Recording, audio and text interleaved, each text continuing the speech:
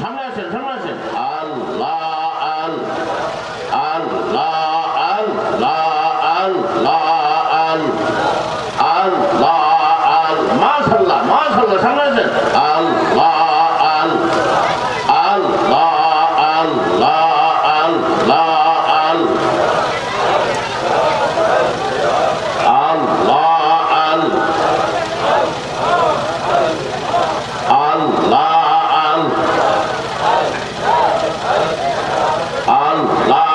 আল্লাহ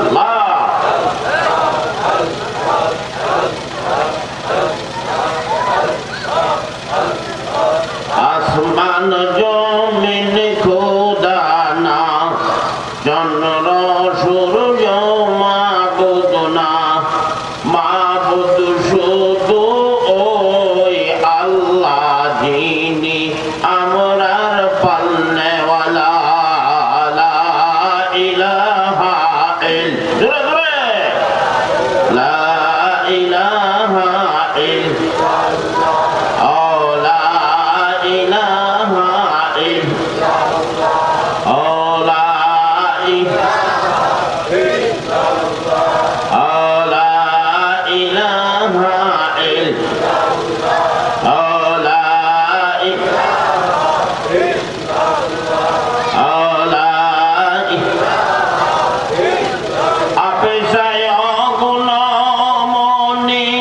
জাহের করিলেন বাণী আওয়ার টানে চখুরি গুরে হেলাইয়া তফসির দানা লা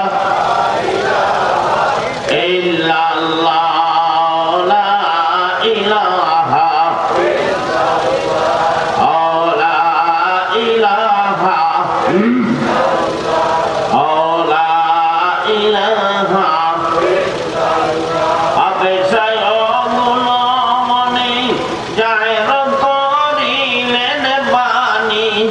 আদমকে করিলেন সৃজন ভুরাইতে তার বাসনা লা ইলাহা জুড়ে লা ইলাহা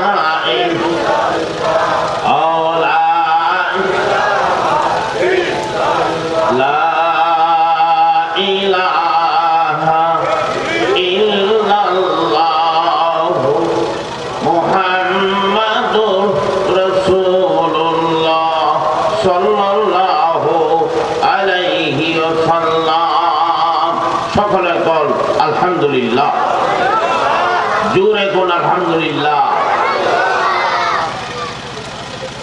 আপনারা সকলে বসছেন, আরো যারা আসবে তারাও বসবে।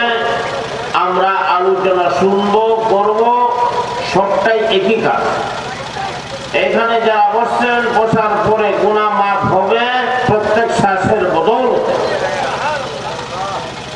তাই আপনারা এই বাচ্চারা একটু সামনে আগে বসে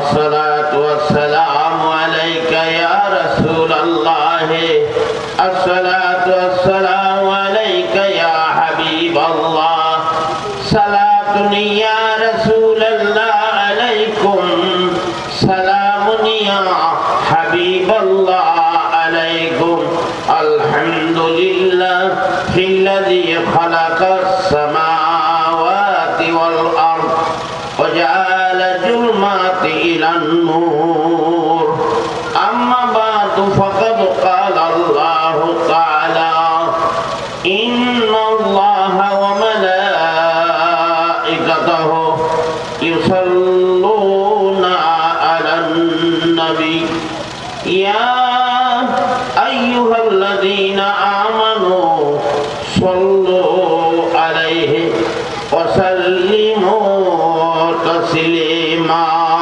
اللهم صل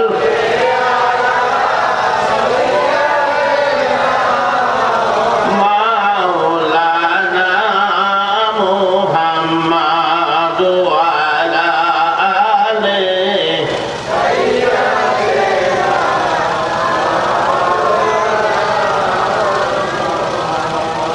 মক্কার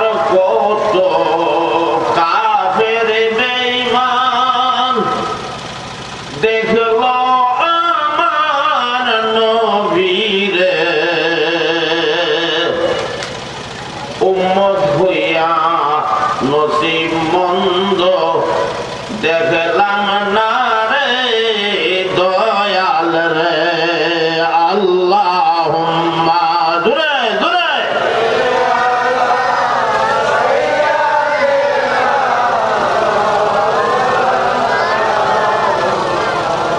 মাদু আলা আলে মাওলানা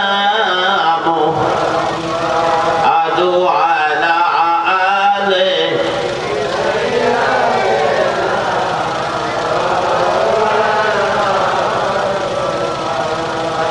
হাসর মাঠে দয়ার নবী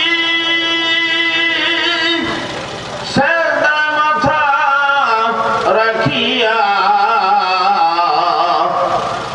উম্মতেরি মায়ায় দয়াল কাঁদবেন যার যার হইয়া জিবরাইল বলিবেন নবী গো কেন কান্দো যারে যার নূরের পাখা দিয়া পার করিব উম্মত আপনার আল্লাহুম্মা সাল্লি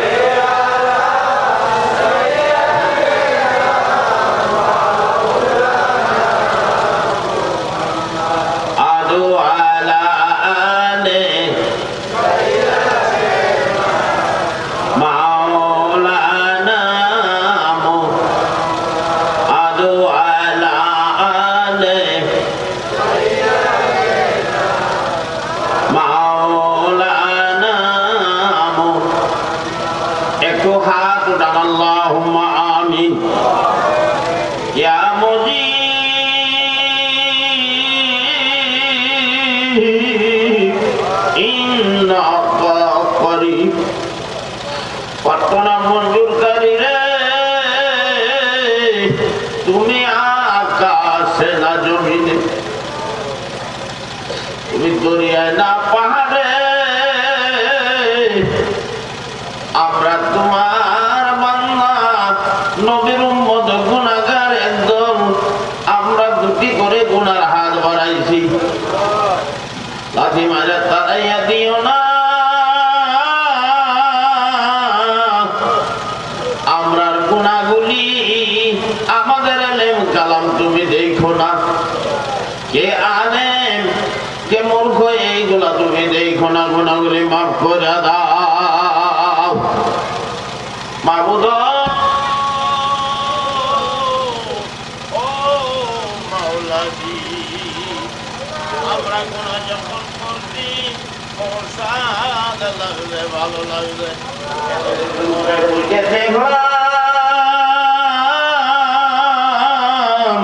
এই গুনাহ আমার চির জাহান্নামী বানাইছে এলাকার কবরবাসী ও কবরবাসী রে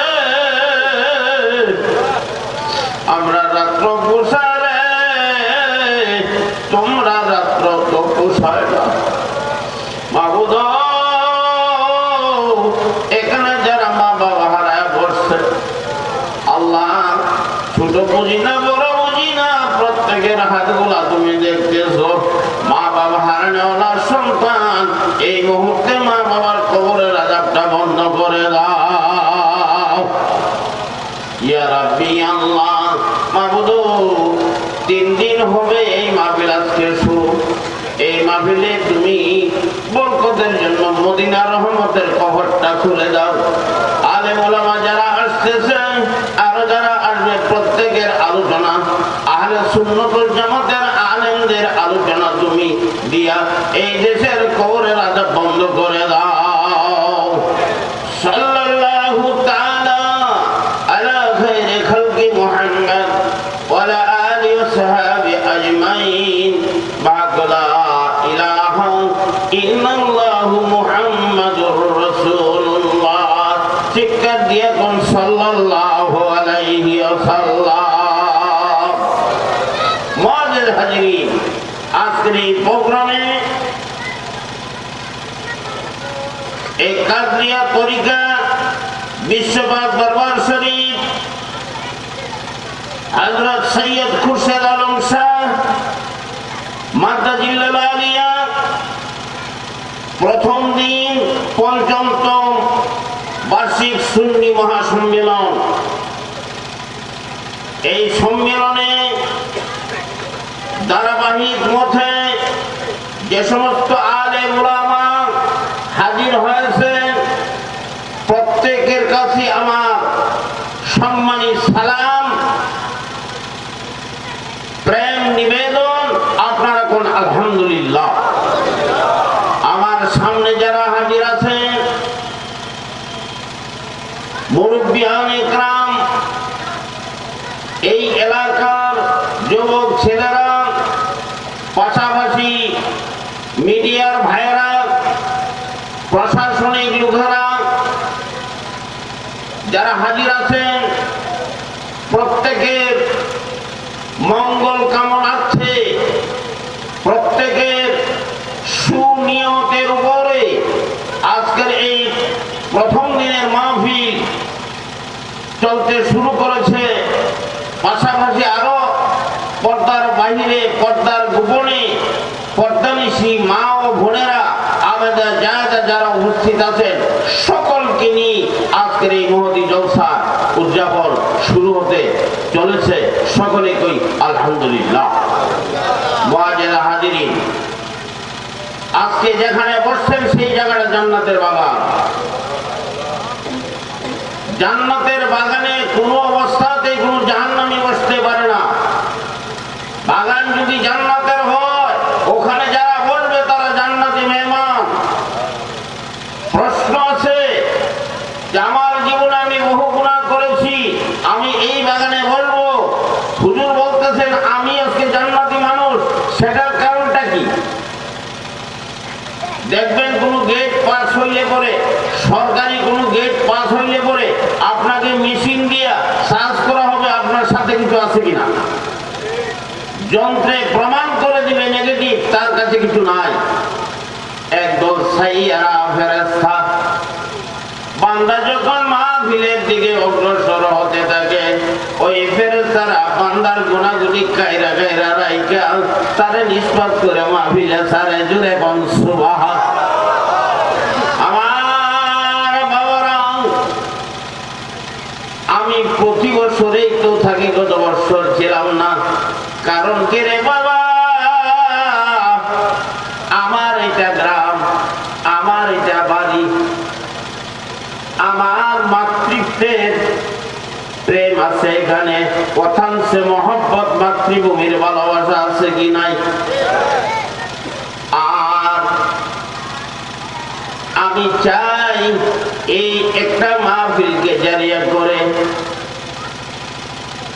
একটা স্কুলে যদি অডিট করতে কোনো যদি অফিসার আসে, তার সম্মানার্থে সেই স্কুলটা কমসে কম 3 দিন বন্ধ দিয়ে দেয়।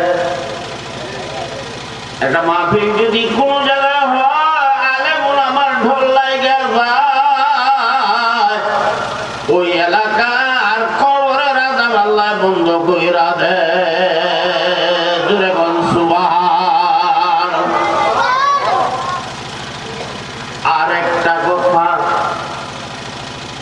বক্তৃতা কেন শুনবেন? মনটাকে নরম করার জন্য। বক্তৃতা কেন শুনবেন? গুনাহ মাফের জন্য। বক্তৃতা কেন কেউ শুনবেন? চোখ দিয়ে এক ফোঁটা পানি ফালানোর জন্য। আমার বাবারা, জমিন যখন কাঁদতে থাকে, জমিন যখন কাঁদে, আকাশের প্রেম সৃষ্টি হয়। আকাশ থেকে বৃষ্টি দিয়া জমিনটা ঠান্ডা করে দেয়। জমিন যখন কাঁদে, আকাশের প্রেম সৃষ্টি হয়। আমার জমিন কাঁদে, আমি তারে সাহায্য যদি না দিই, আমি যদি তারে বৃষ্টির পানি না দিই, সে খুশি হবে না। তাহলে কাঁদতে পরে দেখা যায় জমি যদি পানি দিতে পারে। আল্লাহর বান্দা যদি কাঁদে, আল্লাহকে গুনাহ মাফ না করলে আমার শান্তি হয় না। এই জন্য কবি বলেন, আবরে গিরিয়া বাগেরা কান্দা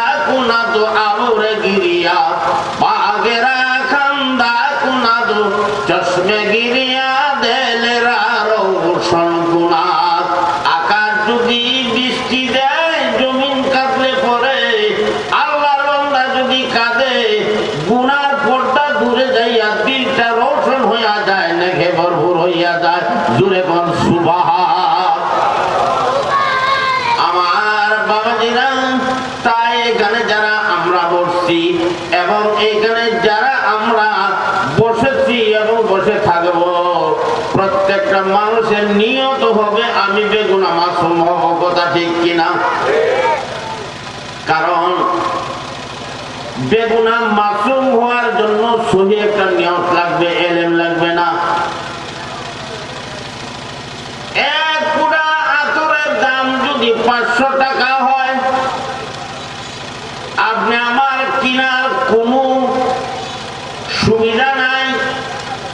কোন ভদ্রলোক যদি কোন আল্লাহর বলি যদি এক ফুটা আতর যদি তার গায়ে দেয়, আগে হাতে ভরবে। এই হাতটার সঙ্গে যদি মুসাফা করেন, 500 টাকা আতরের গন্ধ আপনার মধ্যে আসবে। তাইলে কি দেখা গেল, আমি কিনলাম না আতর, এরপরেও আতর পাইলাম আল্লাহর ওলির হাতে ধরার পরে। বান্দারে, তুমি যখন কোন মাহফিলে বলবা, তুমি আর আমি যত গুনাহগারী হই, মাহফিলের মধ্যে বলা হয়েছে 40 জন মানুষ যদি থাকে, 40 জন মানুষের মধ্যে যে কোনো একজনকে আল্লাহ ওলি বানায় মাহফিলটা কবুল করে। ওই ওলির খাতিরে আমরা বসলাম, বসার পরে যদি বেগুনা মাসুম হইয়া যায়, আর তোমার আমার আমল নামায় গুনাহ নাই। কেন? এখানে যত আলেমরা বসবে তারাই তো আল্লাহর ওলি। আল্লাহর ওলিগণ প্রত্যেক শ্রোতার দিকে চায় থাকবে আর কথা বলবে। গুনার কলব গুনার সামনে ধরা পড়ব। এই জন্য কবি বলেন, গাতু সফরা সঙ্গে অমর মর সবই, গাতু সফরা সঙ্গে অমর মর সবই, সুবে সাহাবে দিল রসি গওহার সাবি। কঠিন দিল তোমার রোগা দিল, ডাক্তারের কাছে গেলে তোমার কঠিন রোগা দিল তোমার ধরা পড়বে। আল্লাহর ওলির দরবারে বসতে পড়ে গুনার দিল তোমার কাছে ধরা পড়বে আল্লাহর ওলির কাছে।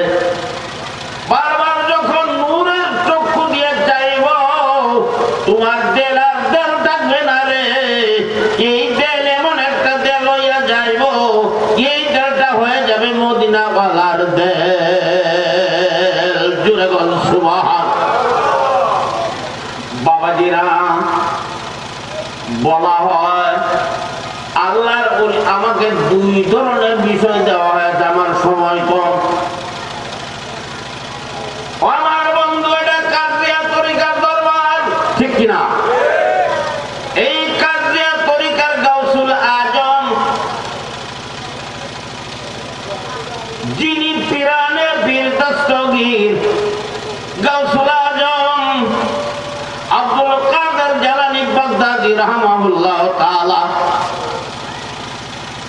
যিনি বলছিলেন আমার একটা মুরিদ যদি উলঙ্গ হইয়া যায়, আমি গাউসে পাক যদি সূর্য অস্তের জায়গায় থাকি, তাহলে আমার একটা মুরিদকে আমি পূর্ব আকাশে যদি থাকে তারে কাপড় বিন্দায় দেওয়ার ক্ষমতা রাখি। মুজাদ্দিদে আল-ফিসানি রাহমাহুল্লাহ তাআলা বলছেন, তুরিয়াতি আলান্ন, এই পৃথিবী আমার নৌকের মধ্যে। জোরে কোন সুবহানাল্লাহ। ওরে প্রেমিকেরা দিশে হারা, প্রেমিকেরা ওরে দিশে হারা, মরণের ভয় করে না, প্রেম তো মরে না। গাউসে পাক চলে গেছে, তার তরিকা চলে যায় নাই। কবি নজরুল চলে গেছে, তার কবিতা চলে যায় নাই। লাইলি মজনু চলে গেছে, তার প্রেমের কাহিনী যায় নাই। ইউসুফ জুলেখা চলে গেছে, কোরআন থেকে তার প্রেমের কাহিনী মুছে যায় নাই। তাইলে বাবা দেখা গেল ওই গাউসে পাক আব্দুল কাদের জালানী রাহমাহুল্লাহ তাআলা, ওনার গাবি রাখতো একটা কুকুরে। ধরে কোন সুবহানাল্লাহ। কুকুরে যখন গাবি রাখতো, জঙ্গলার বাঘ আইছে, আয়া বলতেছে আমি গাবিটারে খাবো। এবার কুকুর কয় আমার ওলির গাভীর আমি কি জবাব দিব যদি খায়া বলা। গাউসে পাক তো যে গাউসে পাক বলছে সূর্য উদয়ের জায়গায় যদি আমার একটা মুরিদ থাকে কাপড় পরায় দিতে পারি, তবে কুকুরে যে কি করতেছে এইটাও তো গাউসে পাক দেখতেছে। এইবার যখন দেখতেছে দেখার ভেতরে কুকুরের দিকে দৃষ্টি করলো। কুকুরের দিকে দৃষ্টি করে গাউসে পাক বলতে লাগলো আন্নাল কুওয়াতা লিল্লাহি জামিয়া। এটা কৌতের ভাই কুকুরকে ইশারা করে কৌতের ভাই দেয়া দিল, শক্তির ভাই দেয়া দিল। সঙ্গে সঙ্গে কুকুরটার জবান খুইলা গেছে। এইবার কুকুরে বলতেছে রে ভাই আমার যতক্ষণ জীবন আছে রুহু আছে আমার মালিকের গাভী খাইতে পারবে না। এই কথার পরে কুকুরের মুখের একটু থুতু বাঘের মুখে লাগে গেছে, বাঘেরও জবান খুইলা গেছে। किरामत औलिया कौन मोहब्बत में मुसीबत है, ए खुदरत की तमाशा है मोहब्बत में मुसीबत है, ए खुदरत की तमाशा है जहाँ बिजली चमकती है वहाँ बारिश भी बरसती है। दूरे कौन सुबह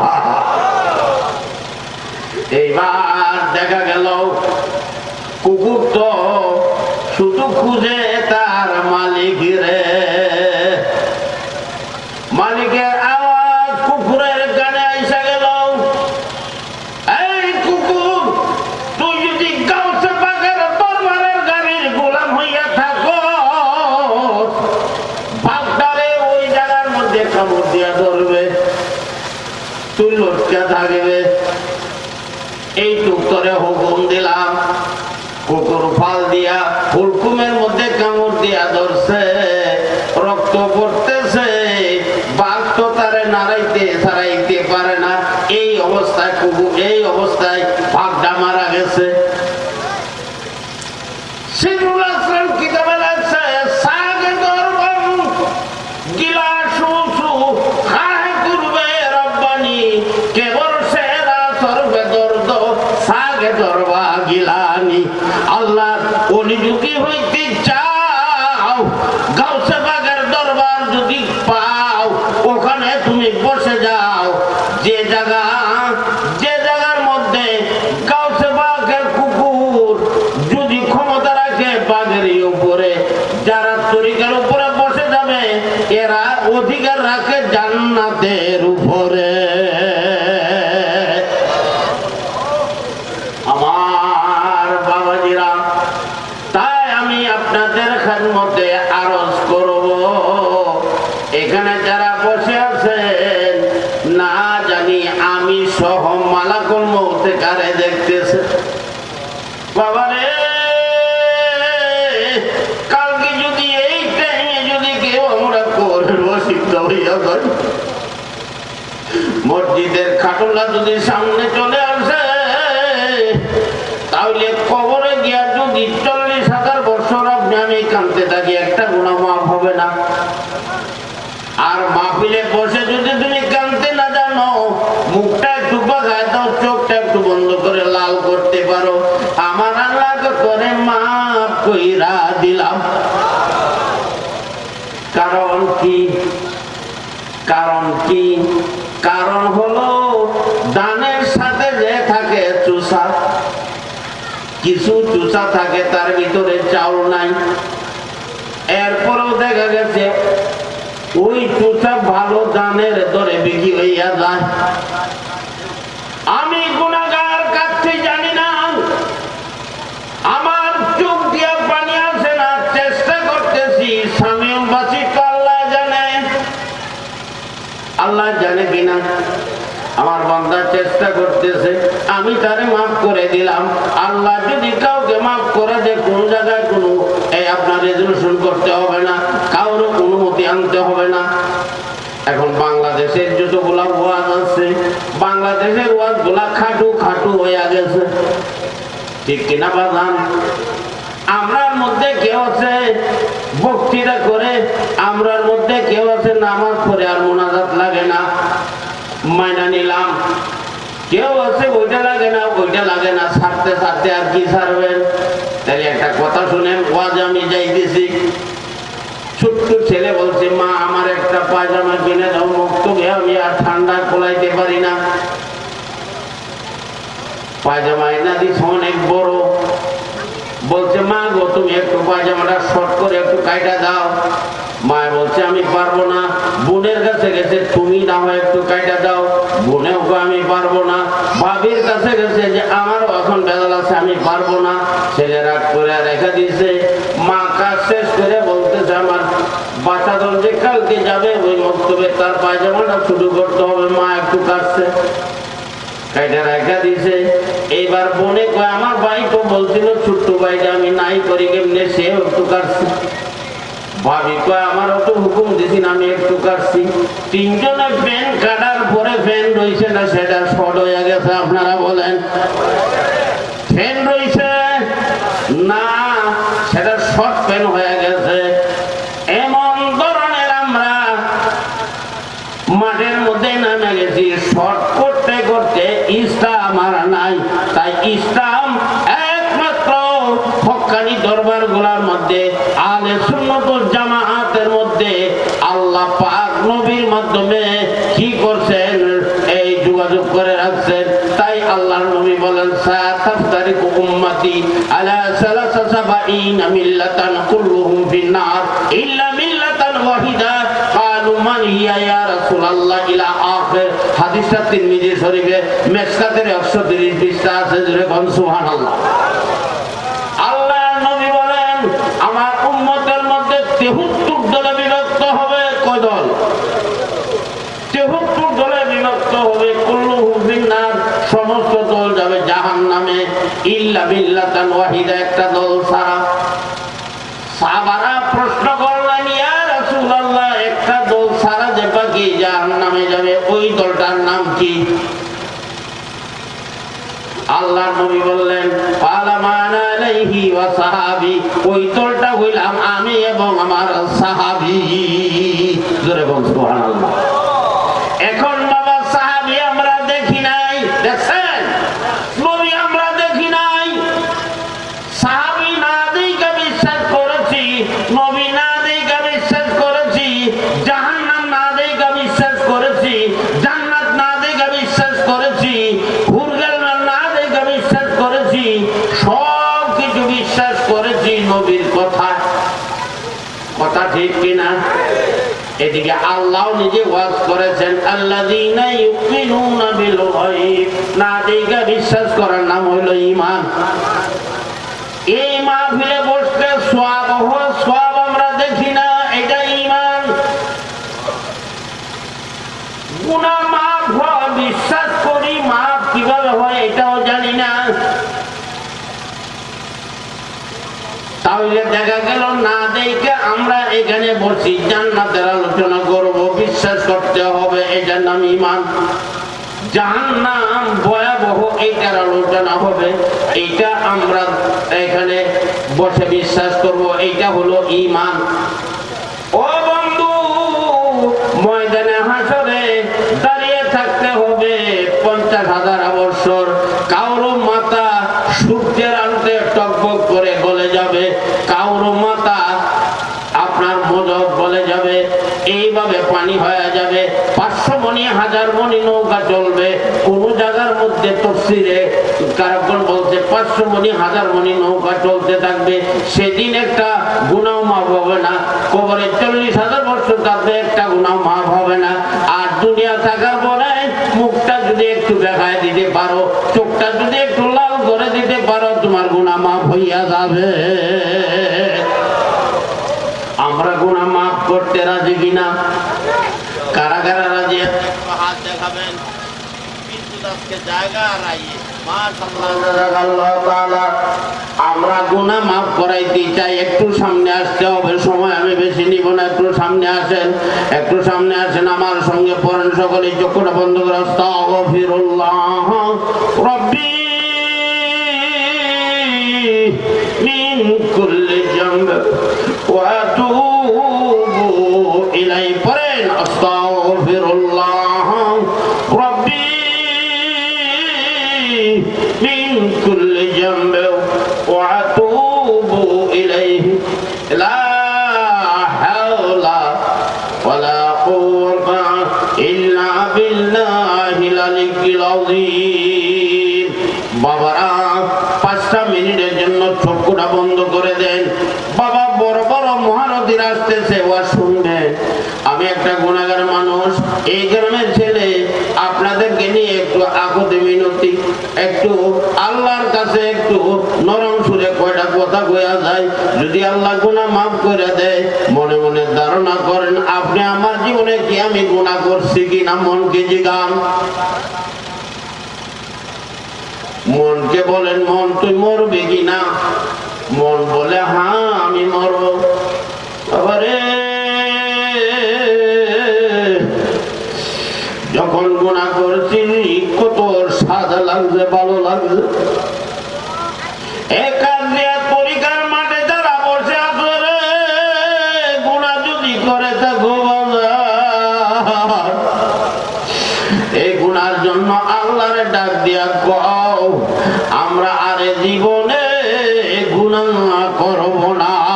কোন আল্লাহ জোরে, কোন আল্লাহ আবার জোরে, কোন আল্লাহ আমি আরে জীবনে গুনাহ করব না। গুনাহ যখন করছি বড় স্বাদ লাগছে, ভালো লাগছে। বাবা একটা গুনাহগারের মরণ বকরি জবাই না করে উঠা বা চামড়া উঠাইলে যা কষ্ট হয়, একটা গুনাহগারের মরণ তার চাইতে বেশি কষ্ট হবে। বাবা মনটা নরম গরম। বাবা রে, যাদের মা বাপ নাই, মা বাবার কথা আমার সেলিম বাবাজি বলছে, কথা বলতে সময় কই। বাবা যাদের মা বাবা নাই, কবরে পড়ে গেছে, এদের রূহ তো এতিমের মতো চায় রয়েছে রে বাবা। বাবা রে, তুমি তো দেখো না, ওরা দেখতেছে। ওই মা বাবার রূহ তোমার আমার সামনে দাঁড়িয়ে আছে। কোন আল্লাহ জোরে, কোন আল্লাহ। আমরা মা বাবার গুনাহ মাফ করছনি, গুনাহ আমার মাফ হইছেনি। বাবারে গুনাহগারের মরণ বকরি জবাই না করে উঠতে বা চামড়া উঠালে যা কষ্ট হয়, তার যাইতে বেশি কষ্ট হবে একটা গুনাহগারের মরণ। ও বাবা, তুমি যদি আল্লাহ রসুলের প্রেমিক হয়ে থাকো, তুমি যদি নবী পাকের প্রেমিক হয়ে থাকো, তুমি যদি মা বাবার পছন্দের সন্তান হয়ে থাকো, তাইলে তুমি চিন্তা করে দেখো মারে কোন দেশের কবরে মাটি দিছো, আর কোনদিন যায় তুমি দেখছো নি? এ বাবা, ওই গুনার কবরটা রে তুমি গুনার কবর মনে করো আর মা বাবার কবর মনে করো। ওই কবরের পাশে সাথে নাই পাতি নাই শুয়ে রয়েছে, এমন একটা কবরে তুমি যাইবা আমি যাইবো। এই কবরে যাওয়ার আগে রে বাবা, তোমার আমার রাস্তাটা পরিষ্কার করি। বাপ শুয়ে আছে, সন্তানেরা বলতেছে মা গো বাবা কেন কবর থেকে, বাবা কেন ঘুম থেকে উঠে না? মা চাদরটা উঠায় দেখে জিহ্বাটা বাহির করে রাখছে।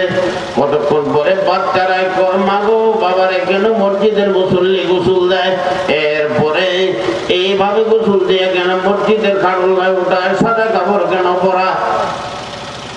বাচ্চারা কান্দার গমা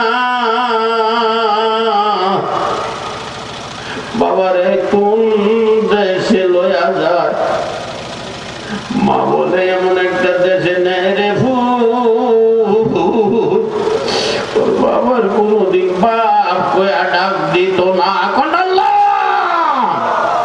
আর কোনদিন তোর বাপে আর জবাব দিবে না। সেই যে আপনি আমার সামনে আসেনি নাই। তাই বাবাজিরা আমি আপনাদের খেদমতে একটু সিস্টেম দেখাইয়া গেলাম। আজকে আর আমার কাছে তেমন একটা সময় নাই। আমাকে বাবাজি বলছেন 30 মিনিট কথা বলার জন্য। আমি 30 মিনিট এর উপরে আর কথা বলবো না। আছেন নবীর একটা সালাম দেয়া নবী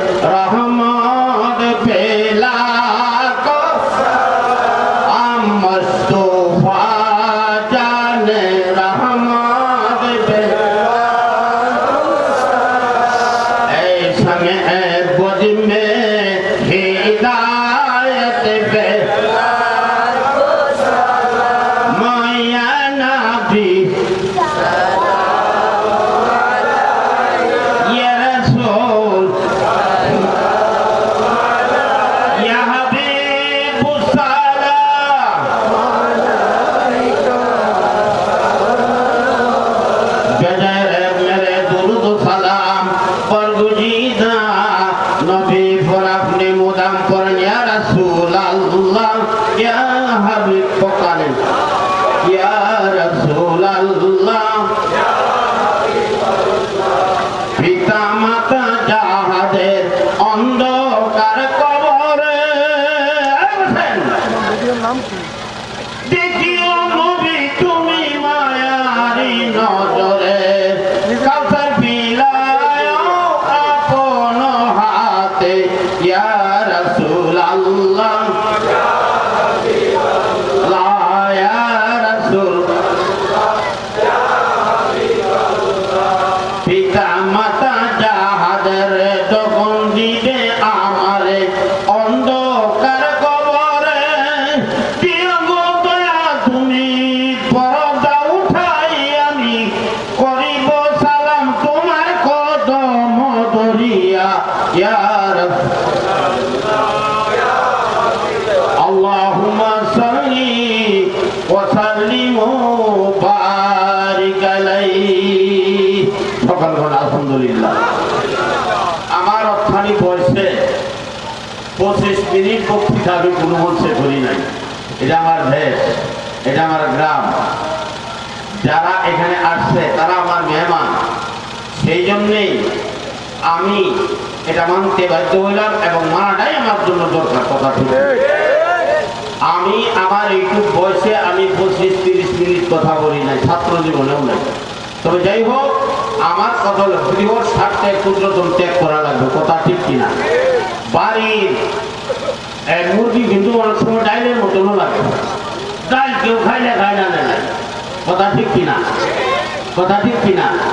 আর কাঁঠাল যদি সুন্দর হয়, ভিতরেও যদি আবার হয়, এটা সুস্বাদু হইব, কারণ দূরে এটা ভালো কার কিনা, ঠিক কিনা? তো যাই হোক, আমাদের কথা হলো, সর্বশেষ কথা হলো আমরা আহলে সুন্নাত ওয়াল জামাতের লোক। কথা ঠিক কিনা? আপনার মাথায় বাড়ি দিয়ে পরে কালকেই হেঁটে হইতে পারবেন।